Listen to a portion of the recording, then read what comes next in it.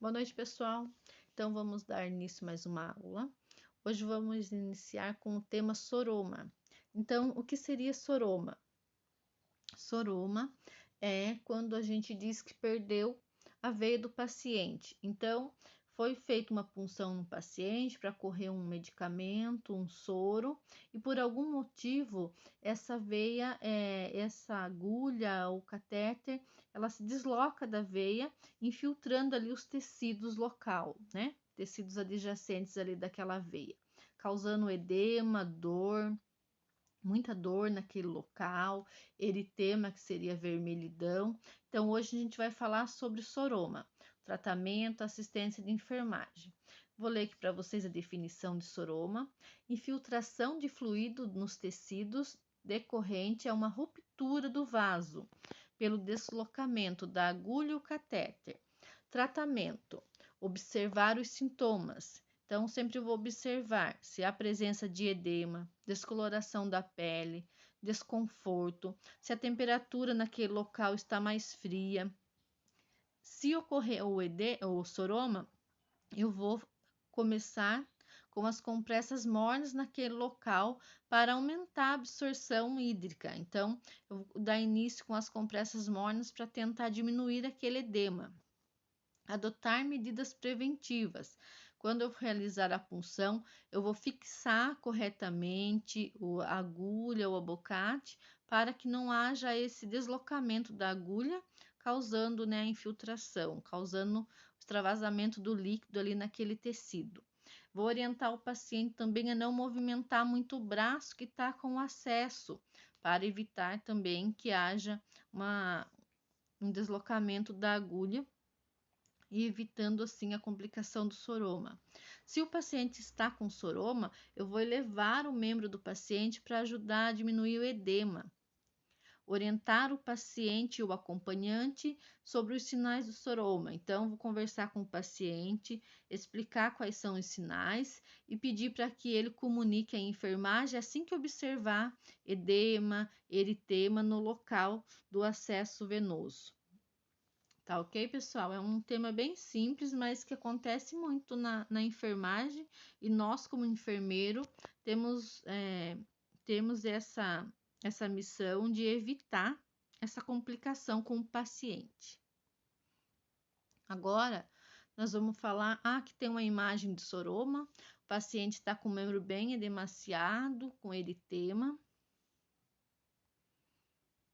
Agora nós vamos falar sobre a flebite. O que seria a flebite? A flebite é o processo inflamatório dessa veia. Normalmente ela ocorre devido à medicação, algumas medicações elas são muito irritantes para a pele, então ela causa essa inflamação, esse processo inflamatório na veia. Alguns medicamentos mal diluídos pode também levar a flebite, ou um catéter de calibre maior do que essa veia possa estar suportando. Outra coisa também que pode levar a flebite, que acontece muito, é o profissional de saúde ele contaminar essa punção. Então, o profissional está fazendo o procedimento, não realiza de maneira assépsia e acaba levando uma infecção, ocorrendo um processo inflamatório naquele local. Então, o próprio profissional de saúde acaba contaminando o paciente. Então, acaba ocorrendo um processo inflamatório naquela veia e acaba levando à perda da função. Uma das assistências de enfermagem é saber observar os sinais flogísticos. O que seriam sinais flogísticos? Os sinais de inflamação, que são edema, calor, rubor, dor e perda da função. Então, nós, como enfermeiros, né, como técnico de enfermagem, devemos sempre estar atento aos sinais flogísticos. Então, o paciente está com acesso, está com catéter ali de acesso venoso periférico, sempre está observando se não há sinais flogísticos naquele local. Tratamento da flebite. Aplicar imediatamente compressas frias para aliviar a dor e a inflamação.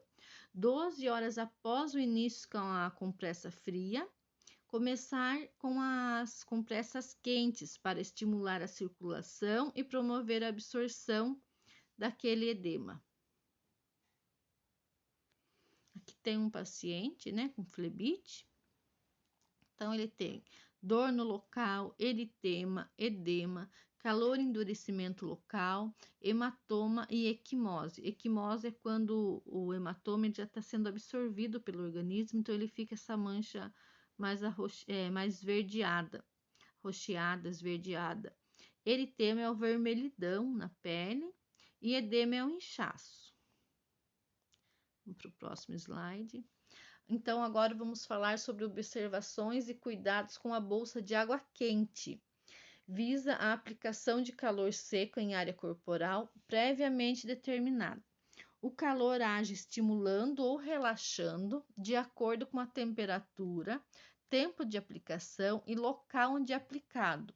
O calor moderado, ele relaxa os músculos. Em grau elevado, ele facilita a circulação pela dilatação dos vasos e diminui a dor local. Compressas quentes. Visa a aplicação de calor úmido em área corporal previamente determinada, com a finalidade de diminuir edema, dor e espasmo. Apressa a supuração. Então, o que seria supuração? Supuração é a formação de pus.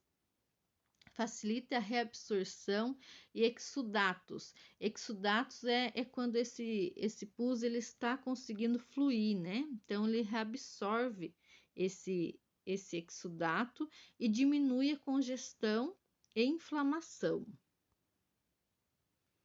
Bolsas de gelo e compressas frias. Aplicação de bolsas frias em áreas corporal previamente determinada. O frio diminui a circulação pela contração dos vasos sanguíneos, retarda a supuração de abscesso e diminui a dor. Cuidados e observação.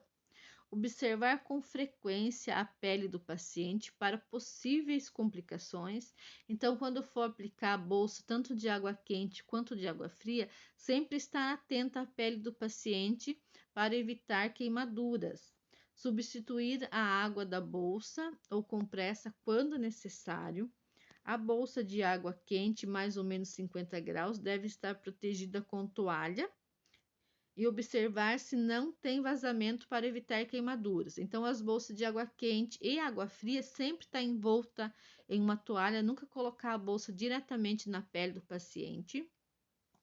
Compressas de água quente devem ser testadas no antebraço para sentir se o calor não está excessivo. Então, antes de colocar a bolsa no paciente, mesmo envolto em uma toalha, eu vou testar no meu antebraço para ver se o calor não está excessivo. Bolsa de gelo também deve ser protegida com toalha. Não fazer aplicação frio demorada, porque pode causar necrose nos tecidos. Então, jamais fazer aplicação fria de bolsa fria demorada no paciente, não usar bolsas de gelo em paciente em estase circulatória, estado de desnutrição, paciente debilitado idoso. Então, em paciente que está com uma deficiência circulatória naquele local, o paciente está desnutrido, paciente debilitado idoso, não devo fazer compressas de gelo. Não utilizar bolsa de água quente ou gelo em pacientes sob efeito de anestesia. Então, o paciente saiu de uma cirurgia, ainda está sob efeito de anestesia, não devo fazer bolsas de água quente ou gelo, porque o paciente ele não vai saber me responder, porque ele está com falta de sensibilidade naquele local, então pode ocorrer queimadura no paciente. Tá ok, pessoal? Então, essa é a nossa aula de hoje. Eu coloquei no Classroom para vocês umas atividades sobre a escala de Maddox, que é um norteador da flebite. Então, são as cinco escalas da flebite. Quais são os sinais e sintomas da flebite? Quais são as principais observações que nós, como profissional da saúde, devemos ter em paciente com acesso venoso? Assistência de enfermagem para paciente com flebites. Então, essa é a nossa aula de hoje. Qualquer dúvida, eu estou à disposição. Boa aula!